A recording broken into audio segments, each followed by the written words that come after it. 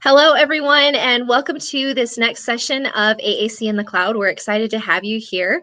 This session will be presented by Bridget Gilormini, and it is an implementation roundup getting started once you have a program and device. So we won't take any more of her time. We'll just turn everything over to Bridget. Thanks for being here. Oh, awesome. I am so excited. So I am a big fan of AAC in the Cloud, so I'm super excited about the opportunity to present. I followed year 1, year 2. I couldn't attend in person, but I watched all of the videos. So I'm really super excited. I was also excited about all of the implementation sessions I saw, or where there was some content that talked about implementation, because the impetus for this particular session, and I'm doing it all over the place, is when I asked the speech therapist that I work with, what are 2 things that I could help change in the work that you do, intersecting with the work that I do. One was working on the insurance process, and that's not necessarily something I can change. And the other was implementation resources. And I said, I can do something about that. So this is a roundup of kind of some of the resources and ideas that are out there to support teams. So a little bit about me. And I'm just going to make sure I do have the Slack channel up, and questions are welcome throughout. But I am a speech therapist by training and a geek by choice, and those 2 things marry together very well.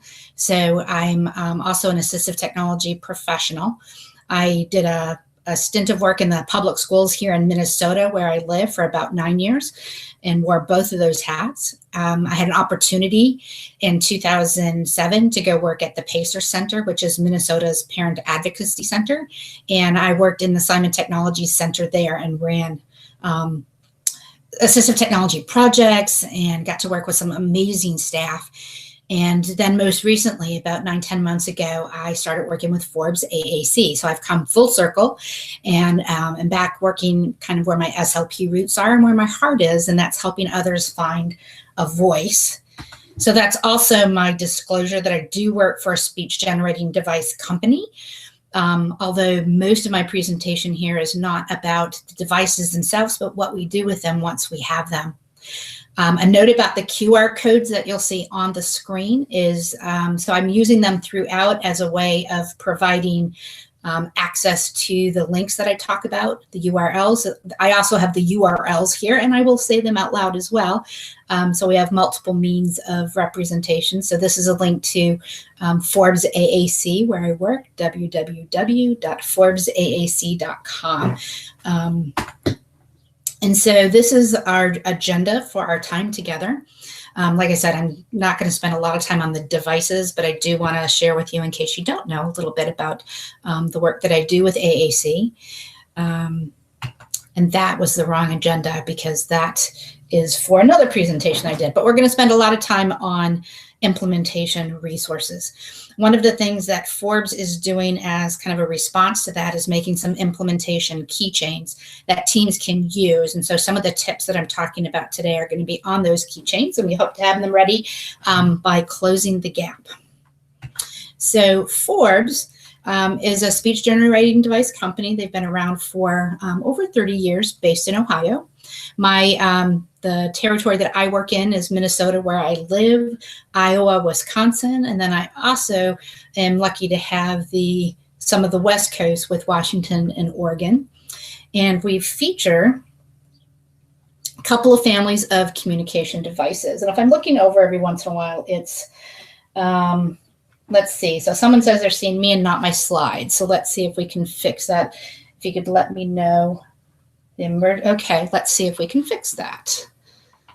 I'm sorry I didn't see it sooner. Try that again. Can you see them now?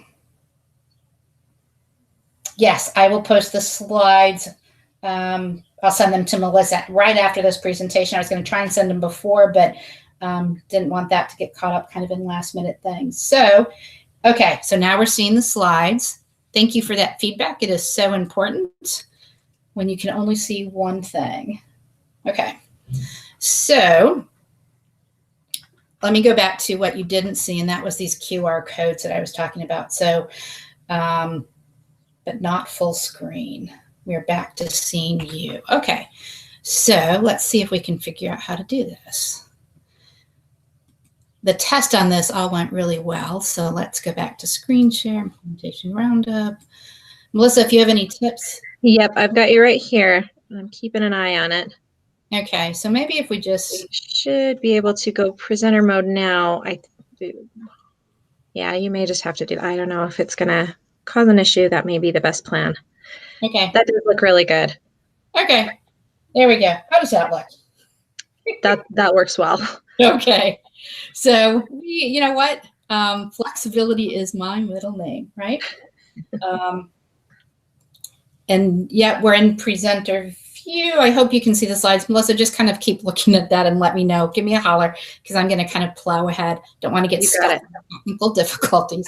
So one of the families of the devices that I work with is the ProSlate. It's an iPad-based device. And it was actually the device and the features of the device that got my attention at Closing the Gap a couple of years ago. That sound pod on the back is a removable sound pod that lets the voice be attached to the user via a lanyard. So the voice comes from them and not the device. I love that idea. And so talked with Forbes a lot over the course of the next year and a half, 2 years. And eventually 10 months ago, I started working with them and I am loving it. And so these are dedicated fundable devices with a lot of language system choices. We also have the flexible stand and handle on back, which just gives and affords lots of different angles of viewing. And it doesn't take a lot of fine motor or gross motor control to change that angle. We also have the WinSlate series. So we have the WinSlate 12, the WinSlate 12 with Enable Eyes, and then the WinSlate for Kids. Big difference between the WinSlate 12 and the WinSlate for Kids is that we load the WinSlate for Kids with Look to Learn because eye gaze as an access method can be really hard. And Look to Learn is just a really fun, robust software program to help teach users that they can do things with their eyes in a really motivating, engaging way. We also have done some work before a lot of the technology became popular to collect this, but with message and phrase banking in our Personify system. We also do a lot with environmental controls, which is really exciting, where smart speakers have come and how they intersect with how you can use speech generating devices and these smart speakers to control things in your environment, as well as other things, Z-Waves and Wi-Fi and infrared. So there's some really neat things we can do to give users control over almost all of the things in their environment. And then we also have a variety of mounting systems that we work with. So that was a very, very fast, quick introduction to what I do and what Forbes does with AAC, very fast. And so now we're going to kind of dive into kind of thoughts about implementation. And in the 20 or so years that I've been doing this, I've seen kids be successful with a wide variety of different language systems. And sometimes there wasn't a really good match between the user and the device that they were using, but they were successful. And a big part of that success was their drive and motivation to want to communicate and the presence of an implementation plan.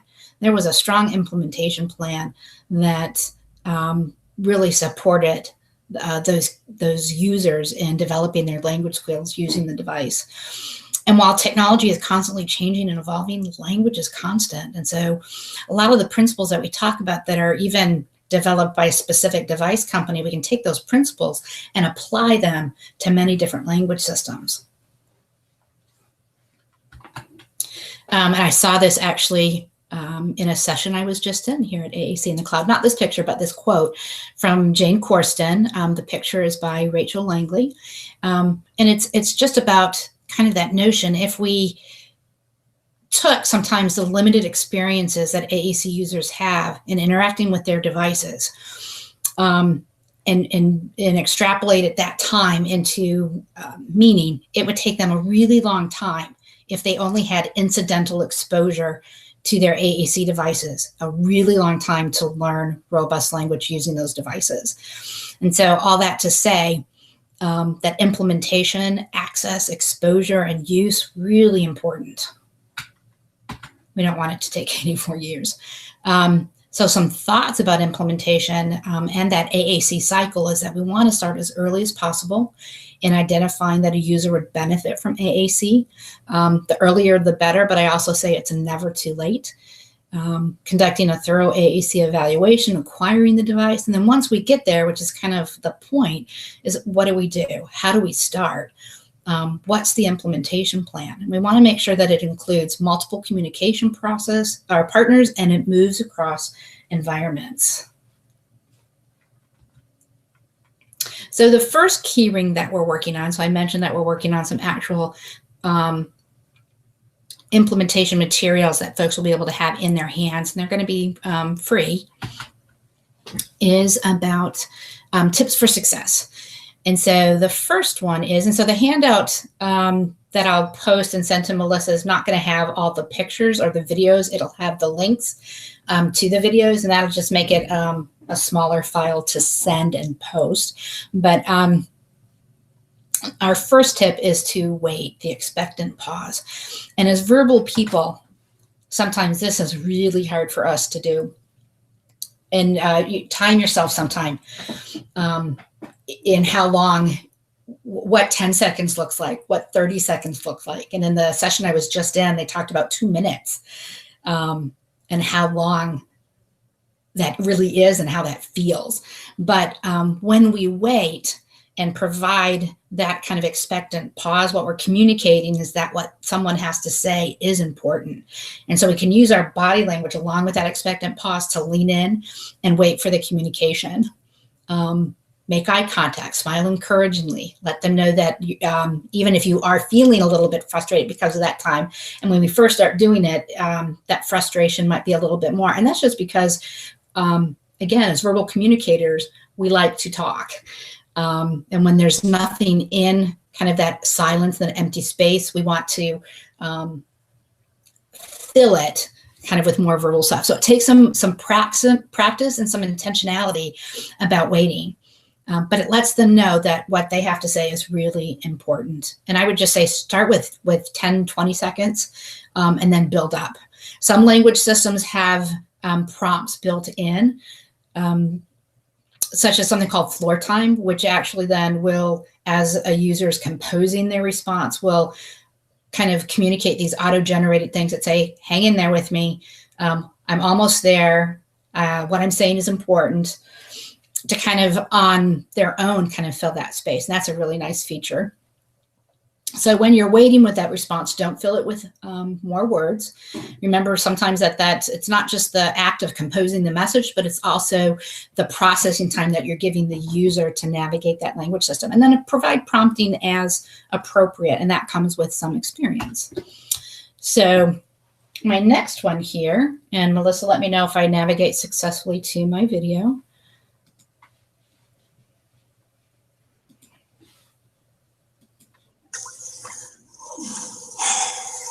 Always with you, what cannot be done. Hear you nothing that I say. You must unlearn what you have learned. All right, I'll give it a try. No, try not. Do or do not. There is no try. We could hear it, but not see it. But I think the point came across, so that was good. Okay. So let me know if you can see my slides now. Yep, it looks like we're back to the slides. Good job. Okay.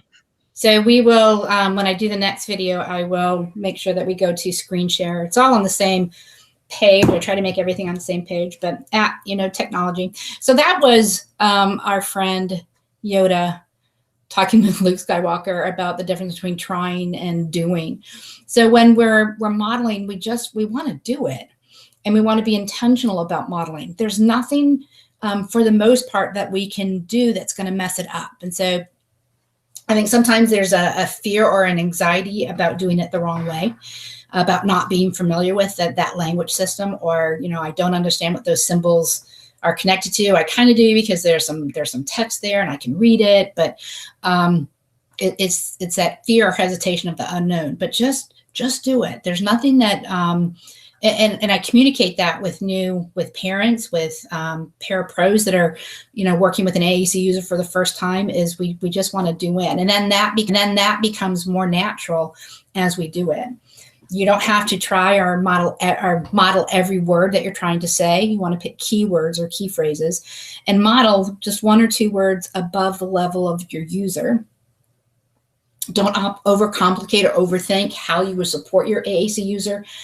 And it's hard not to say just do it. I know that's a Nike thing, but do it. And don't let fear or that I can't do this the right way keep you from supporting an AAC user. Remember that it takes time, and sometimes a lot of time, and we can't always predict how much time it's going to take. So we just need to be patient and give lots and lots and lots and lots and lots and lots and lots. Can you tell we need to give lots of input, even if you're not seeing a lot of output? And just remember that it takes time, and that's different and unique for every user. I think there's some generalities that we can make about that. Remember that it takes time to learn a new language. We want to have high expectations and expect that they will with the support that we can give them, and treat every communication attempt as valid. Miss hits, multiple hits on a device, and shape the communication attempts or hits that we get into things that will eventually become their communication. Don't give up. Videotape. I think videotape is a really good source to kind of help you baseline where you started from and then see growth when it's hard to see it when you're in the middle of it. Okay, we're going to try this one again, Melissa. This is another video. So this is a video based on a poem, Don't Leave My Voice on a Shelf. And so this tip is about access. So we'll get rid of that one. We're going to go back to Google Hangouts, try and share my screen again.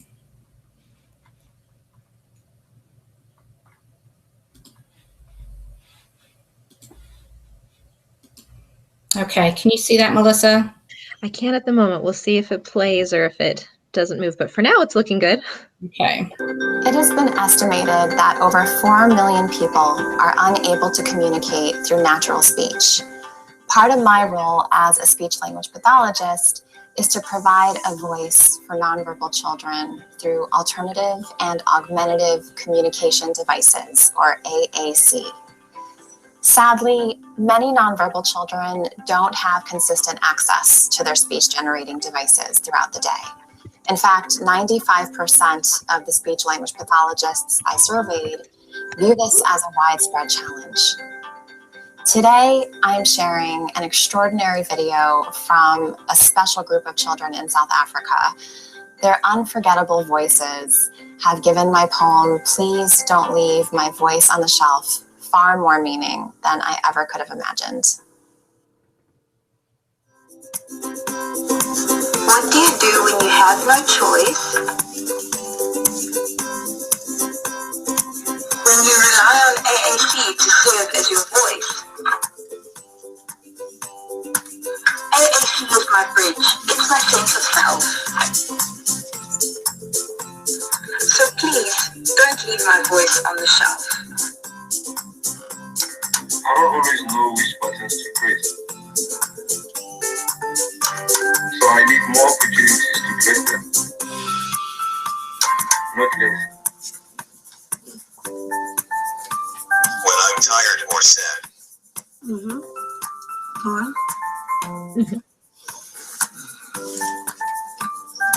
And want to fade like a ghost. That is when I need it the most. When I have my voice, I preserve my dignity. Please teach me with patience. Please take responsibility. It may not seem like I do this, but I really do. When my device runs out of power, I do too. So lift me up. Let me be myself. Please don't leave my voice on the shelf. You can download this poem and learn more about this special group of students and their speech pathologist by visiting creativespeechlab.com/hear my voice. Okay, so that was, if you couldn't see the video, I saw a message that you could get the sound, but maybe not, that the video was stuck. So the speech therapist wrote that poem. And then these group of students in South Africa with their devices created that little video. So we're going to do this, try it again. Okay, and now we should be back to my slide. Yeah, you're back to your slides. Looks good. Okay. So that the point on that was about making AAC available all the time, everywhere. Back in the day when I was doing this 20 years ago, I would often come into a classroom session, sometimes during snack time, and it would come out during snack time and then would go back on a shelf for other activities. And part of that was there just wasn't training and support and how to implement across different activities, different environments. When, you know, we're moving kids, we're busy all the time. And so teaching that value about making it available all the time. There are lots of low-tech options available, and there's lots of posts and pictures on Facebooks of classrooms using those giant core word posters. Some of them are device specific, but they're using them in a classroom with kids using multiple devices and seeing lots of success because of the value that they're teaching and then the core words that they're using.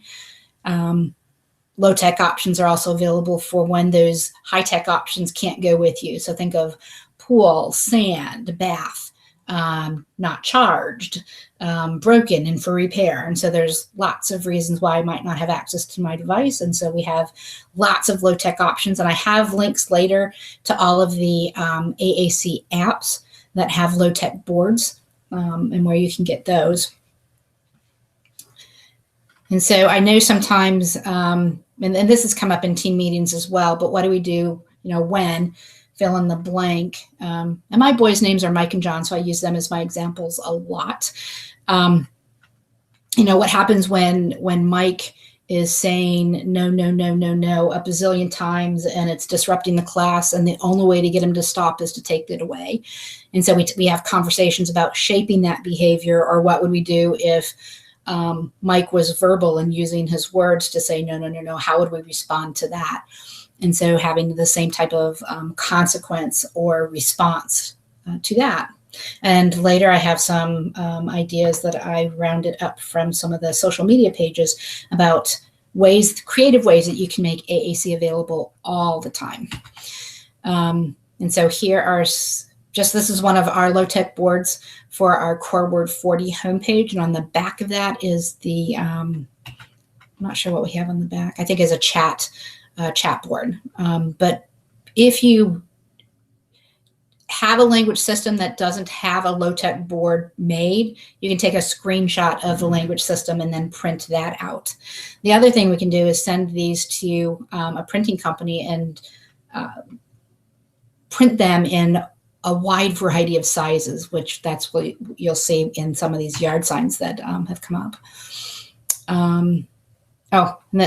I had text for that too. So use available links. I'll share them later. Take screenshots. And there's lots and lots and lots of ideas on social media about how you can use low-tech boards and low-tech sets on different things to, and if you're prepared, your AAC user will never be without a voice. Okay. Customizing language. I think this is a really good representation of me in my early years with AAC because, and I mentioned earlier that I'm a geek. I love to program devices. It's almost like a hobby. It's fun. But the trap that I kind of fell into was over customizing, thinking that I needed to have absolutely positively everything that user was going to say on the device. And I got a little bit lost in programming land, partly because I just like to do it. And the way that the development of AAC has gone the past 20 years is that there are so many more robust language systems available that there's very little programming that we need to do right out of the box. There's always some programming that we're going to have to do, those motivating words that users, that really get them going, customizations as far as names and family members, things like that.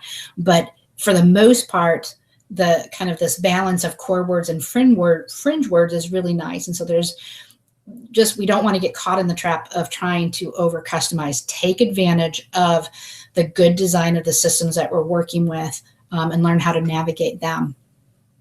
Most of them, the pendulum is swung now, where most of the language systems that are available do utilize core words, which are 80% of the words that we generally use most of the time.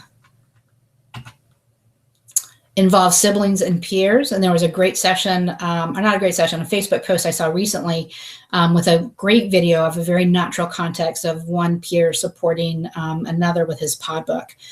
And so I think I have some of those resources, but incorporating siblings and peers into not sessions, but just real life, to supporting them in supporting an AAC user. First, just give them permission that they can't hurt something by talking to their friend using the way that they communicate. Teach them about how they can support the AAC user. And if the AAC user is able, have them answer the questions that their friends have about how they use the device and how they can support their friend. Teach them about wait time, about respecting the voice, meaning not picking up somebody's voice and moving it without permission, things like that, because they're curious and they want to see how it works. And with technology kind of being as pervasive as it is in our society, you know, everyone wants to touch the buttons and see what things can do. This particular resource is One Kid's Place Partner Strategies booklet about incorporating peers into using AAC devices with their friends.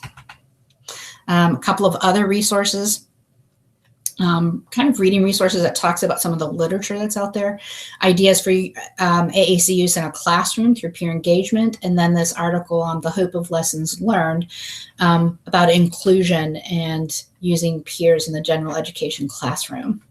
So there's QR codes and URLs for that. And I will get this hand up to Melissa like minutes after I'm done here so that she can post it. Need help?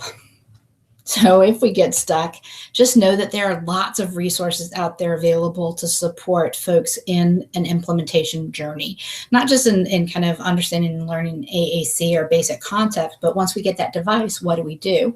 Where do we go? So don't be afraid to ask for help, because navigating a new AA system can be intimidating. Ask a knowledgeable other, an SLP, a speech language pathologist, the device company AT reps, app developers. Many of them can provide training to get AAC supporters comfortable and familiar with the symbol language system. And not just that, but there's a ton of resources, webinars, print material that's available just for the searching. And I always say if folks are getting lost kind of in search land and knowing where to go, tap into those SLPs, device company reps, app developers, and have them point you in a straighter, faster path. And I always say include family, para-educators, all the people that are going to be supporting that AAC user in that training so that we can get AAC use across environments at home and in the community. So here are some other resources that really tap into that top 10. Let's see. So we have the Top 10 Must-Know Tips for AAC by Dean Trout, using AAC more in the classroom. And then these last three, Melissa, can you see what I'm holding up? I see your Tips for Success resources slide. Okay, so let me... That's why it's so nice to have a friend who can tell you what they see. Now I see you. Okay, so this is from Practical AAC. It's an AAC 101 handout. So you can go to Practical AAC and download this. And that's what I did. And then I printed it off. I've got a bunch of them. I'm going to talk about giving them away later, but you don't have to wait for that. You can actually go to Practical AAC and download it yourself. But it's just a really nice resource to share with teams. And it goes through, having it near me all the time, how to speak AAC, high expectations, support, frequently asked questions. Just a really great resource to share with teams. Back to, okay. One of the other areas we have is helping parents, parapros, and everyone else who fits into that category to not be afraid of speaking AAC. So we want to demystify or take the scare out of AAC. And we do that through education and informing others about the research and what it says, what are best practices around using AAC. Things like we can't start too early, that there aren't prerequisites, that we don't have to have a set of skills that we can do first before we can learn or use AAC. We want to provide gentle encouragement and modeling for those AAC supporters, and information about the why and the how, not just kind of how we're going to do it, but why we're going to do that. So this is from Chickadee AAC, and it's looking at language development through two lenses. One is through the lens of the typical language development, and the other is through AAC language development. And so it kind of makes this parallel between those two things, so that you can see that we're just trying to use AAC to teach language. And so that is a really nice resource to have. We also have some really great resources from Cough Drop. These AAC posters that, again, just kind of talk about this value of AAC modeling, keeping the device ready, just doing it. Nice to print and have to remind a team kind of what are our core values around AAC.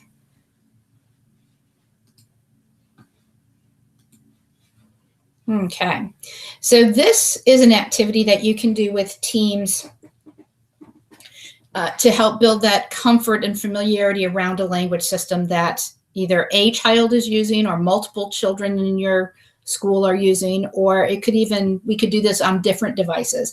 The point is to kind of take a little bit of the scare out of the activity. And so barrier activities have traditionally been used in speech language therapy to teach concepts. And so in a typical type of use of this activity, I would have two kids talking about a picture that only one of them can see, or drawing a picture. And as a professional development idea, Gail Porter did this at a 5-day advanced pod workshop, where she put us in teams. And so the point was we were going to become comfortable navigating our pod books using this fun activity. And so everybody had different pictures. I used my pod book to describe and get my partner to draw, and then we switched roles, and she did the same for me. And at the end, we took our pictures to Gail, and she let us know how good or bad we did, as far as not that it wasn't bad. Some of us just aren't very good artistically, but it was a lot of fun, and it took a lot of the scare out of navigating pod, which for all of us had been to at least a 2-day pod training, and so we had familiarity with the language system, but we may not have dove in as much as we could have. And so it was just a really nice activity to take some of the scare out of that. So we can apply that same concept to learning a new language system. And so what with the twist is that we're using it with adults. We could have prizes. We could do it as a group activity.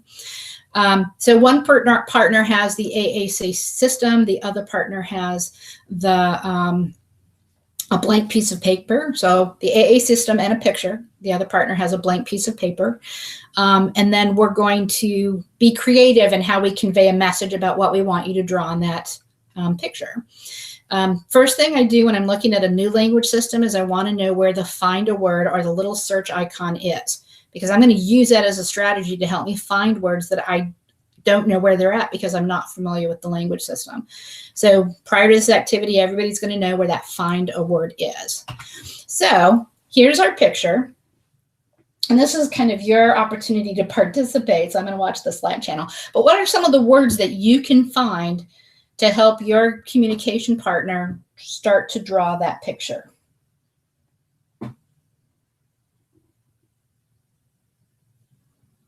This is where we have the expectant pause. So in the Slack channel, you can throw out some words. And I see Emily is typing.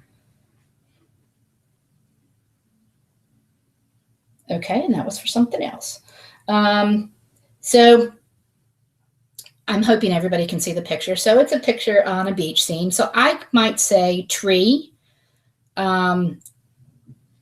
sun, right, water, boat.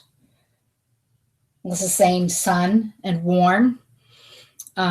Surfboard, water, drink, tree, want to get wet.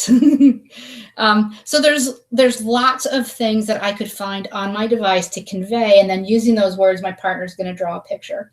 And again, we're not getting necessarily points for our artistic abilities, but using the point is to use a device to get comfortable with conveying a message, and then switching roles. So here are some resources for learning to speak symbol language. One specifically on professional development for staff supporting AAC users in the classroom. Talking with Tech podcast, if you have not landed on this yet or don't know about it, it's a fairly new podcast. It's brilliant. So it is about AAC. It's hosted by Chris Bouguet and team. I'm not remembering the names of the rest of his team. But this particular podcast that I'm referencing is about teaching communication partners how to model effectively. And I believe he even has another one that I'm going to reference later that is really good. They're robust, rich in content, and worth checking it out. So you can Google Talking with Tech podcast or Chris Bouguet. And then the last video I'm referencing is Implementing AAC, a training done by Kate Ahern. And it's about an hour long, but it's really a nice kind of overview of implementation. So these are all resources if you want more, if you want to take a dive into a specific implementation topic. So next implementation keyring is on modeling and where we can start with modeling. And just remembering that the most important thing is that we start. I always say pick one word that you feel good about, that you know where it is on the device, and find lots of ways to incorporate that word into what you say and into your conversations. And as folks gain confidence with the word that they're saying, then start to build in more words and build your symbol language literacy skills. There are some amazing resources out there. One of them, if you're not connected with Practical AAC, get connected with them. They have a very robust website, blog posts, videos, guest speakers on all things AAC, and it's just some wonderful things there. So this particular link will take you to a strategies roundup on aided language input or modeling. Amazing Kids has a really nice post about using books to target core words. And then we have another one about successful modeling using the s'mores technique. And one of the flip books that links to is actually a flip book based on the s'mores principle. And I'm not going to remember what the acronym for s'mores is. Let's see where we're at. So for Take 5 is a strategy about building in intentional time to meet as a team and get everybody on the same page. The amount of time is up to the team. I call it Take 5 because there's a candy bar associated with that. And I think everybody can give up 5 minutes of time to do this. If you have time to do more, you can. But we wanted to try at least to take 5 minutes. And there are many, many, many resources to help identify a sequence of core words or which core words you want to implement. But what this looks like is at the beginning of the week, the team meets. We're going to take 5 minutes. We're going to use one of those resources about picking our core words, and we're going to pick the words that we're going to use this week. After we've picked the words, now we're going to brainstorm all the ways that you could use the words that you've identified. So if our words are up and down, again, here we go with some, your opportunity to participate. So our words of the week are up and down. Let's think about all the ways that we can say up and down throughout the course of the day. So I'm the parapro. I'm going to go get my kiddo from the bus. I can say, oh, get up. It's time to get off the bus. Time to go to school. We're going up the stairs. It's down there. So we're going to have brainstormed lots and lots of ways that we could incorporate those words and then try and use them throughout the day. If we can, we're going to take an additional 5 minutes and just debrief at the end of the day and talk with each other about how did it go. Motivation. Motivation is a huge one, but it's the reasons why we do things. For some older kids who are, we are the people in their life are a little bit late in getting AAC to them, sometimes have developed really sophisticated strategies for getting their needs met, including behavior, body language, gestures, and people who have been with them a lot can read them, understand them. And so it's efficient for them to use sometimes some of these strategies that they've developed. And so getting their buy-in into using a device is sometimes difficult. And even some of our new AAC users haven't quite bought into using this technology to be their voice.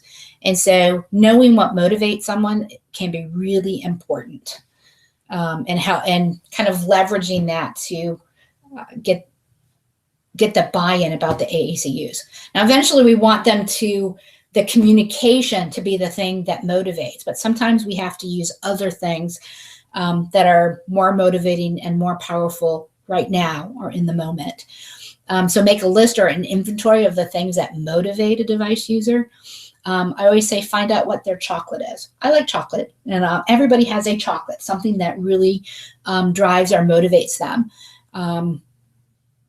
So for example, if I say I'm giving this away, if it was something that was really important to you, you would key in, listen to figure out how it is that you could get that thing. And if that wasn't your chocolate, not so much. But we want to weave these motivators into different activities across setting.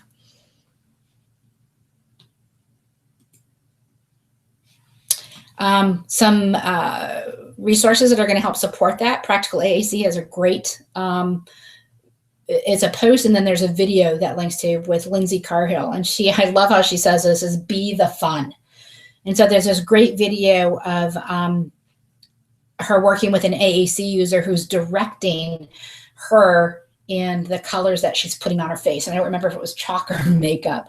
But kids can be very motivated by directing things, in fact, I was watching a pre-conference session here at AAC in the cloud, and one of the parents talked about letting, so this was a session, I haven't finished watching it yet, but one of the sessions on parents and their tips for AAC use and their impressions across their experience with actually incorporating it at home.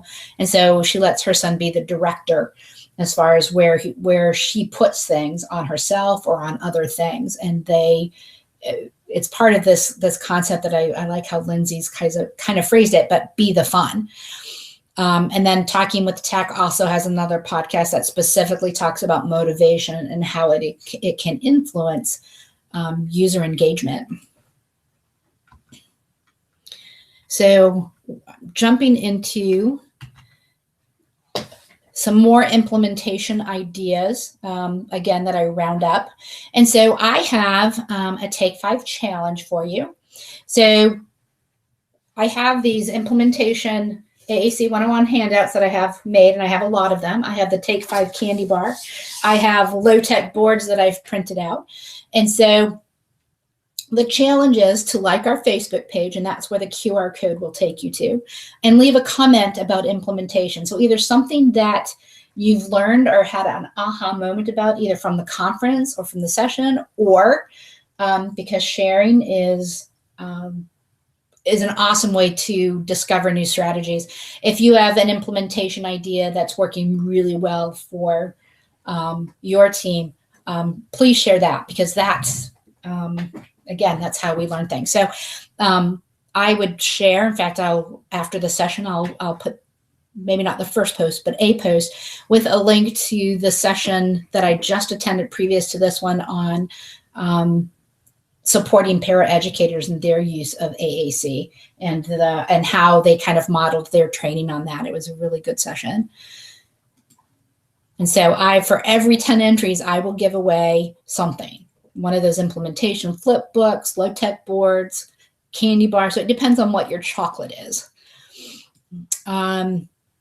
Another resource, this is a really good one, Assistiveware, which makes the app Proloquo to Go, has something in their Core Word Classroom called Core Word 5-minute fillers. And they've got several dozen of them. They've got a good chunk of activities. And so it's a framework for taking core words and activities, and in a 5-minute time span where you've got some extra 5 minutes and you want to do some core words, you can grab one of these activities. They also have a template that'll let you fill in your activity and your core words if you want to. So, but they're all there. They're free, ready for us to take advantage of them. We have the AAC Modeling Challenge that Dana Nieder put out. If you're not following her, she's awesome. She has a blog and a Facebook page and a YouTube channel, Uncommon Sense, where she very honestly kind of talks about her journey with her daughter, who I started following them when she was probably 4 or 5. And I played her 10-minute video on Maya's AAC journey all the time. Because when we talked about what does evaluation look like sometimes or not, what does implementation look like, and she's just got some really great resources. The challenge she posted was in 2015, but it's still relevant today. And it's a 21 days of AAC challenge. And it's just about kind of making that commitment to implement. She's got some printables up there, some social networking things, and that's really cool. And then Tracy was talking about implementing word of the week at hashtag. Oh, you've got it. Implementing word of the week. Awesome. Let's see. This is the session I was just referencing that I attended here at AAC in the Cloud. It was on day 1, track 3. Title of it was Empowering Paraeducators AAC in the Cloud.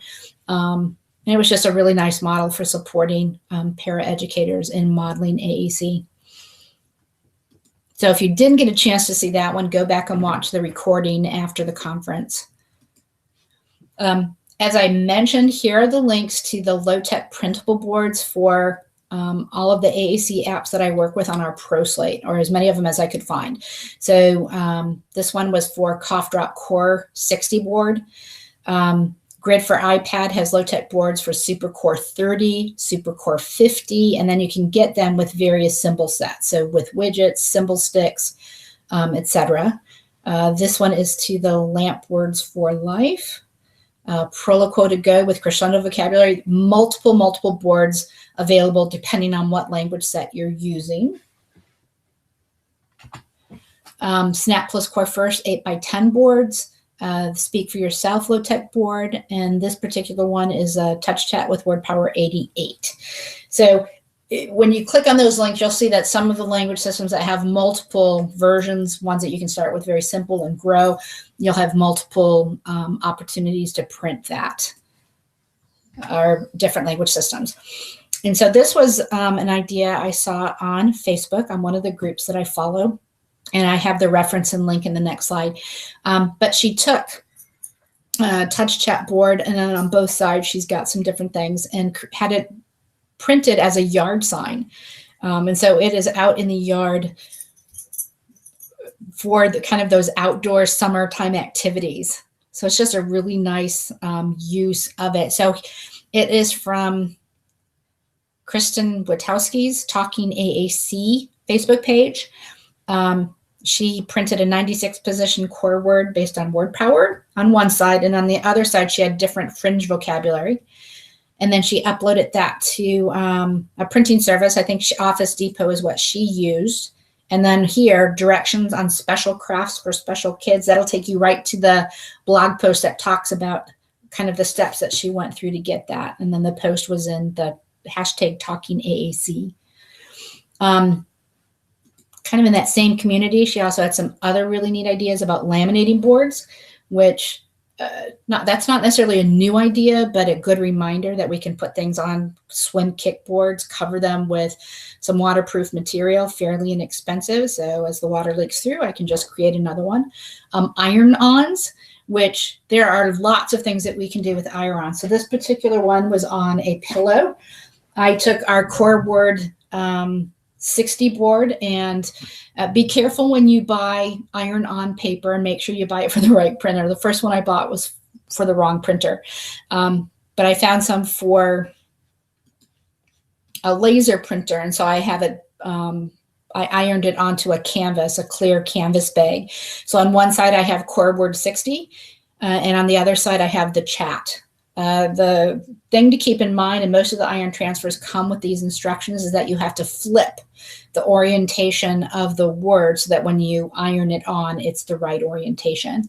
And this link will just take you to Amazon.com, one of the places that I looked for those iron-on transfer paper.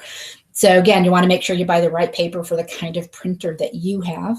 But just think about all the things that you can print that on. Oh, yes, I love the stuff that you have on your Facebook page, Kristen. And she has a new AAC group called AAC Family Fun, so I'm going to have to go check that out. This was another one. I took the same page set and went to stickeru.com and uploaded that, and so I have these temporary tattoos. Now that the first time I showed this to someone, I think they were envisioning taking that whole page and trying to put it on as a tattoo. And I said, no, we're going to cut them out. We're going to cut out the words that are specific to either the ones that we're learning or that I want to make sure I have access to when I'm in the pool. And I'm just going to put those on my hand and arm so that they're accessible. But at stickeru.com, you can, so I just uploaded this whole image and then I'm going to cut it out. Or you can kind of pick and choose which symbols you want to upload. It was fairly easy to do. And not outrageously expensive. Let's see, we have AAC Advocacy.